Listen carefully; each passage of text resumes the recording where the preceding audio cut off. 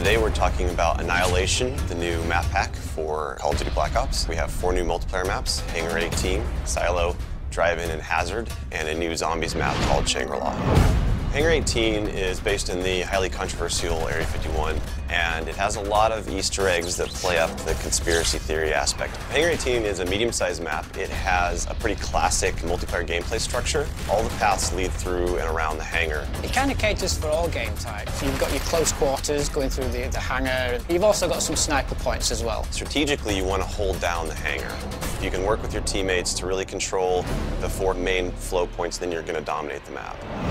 Silo is based on a Russian underground nuclear missile silo construction site. It's probably one of the largest maps in the entire game. Silo favors players who take their time because there's a lot of flank routes and a lot of interconnecting paths. So players who are smart and use decoys and pay attention to the mini-map are going to be more successful. You can't really stick around in one place for too long because you're going to get shot from multiple angles. You really need to learn how to play the map, how the paths flow, and you need to stay on the move.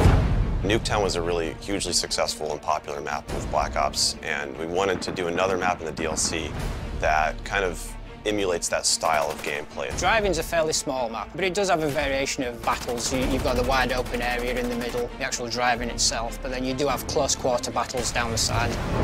So Hazard was inspired by one of our World at War maps called Cliffside, but it's a complete reimagining of it.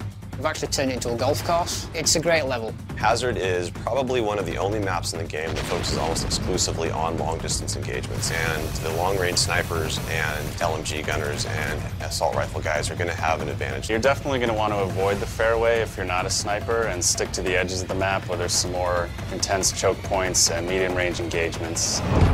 The story in Shangri-La is shrouded in mystery. I love to leave it up to the fans to derive their own ideas from it and also discover the facts that we put in there. I hope they really get the sense that we've taken this to just a whole nother level with the new weapons, the new environment, the new ways of getting around the map and things like that. There's a lot of holding areas, escape hatches, and things that let you get out at the last minute, which is a contrast to Call of the Dead, where it was a very wide open map. This is a much tighter map. Don't hold out too long. If things look like they're getting rough, get out of there.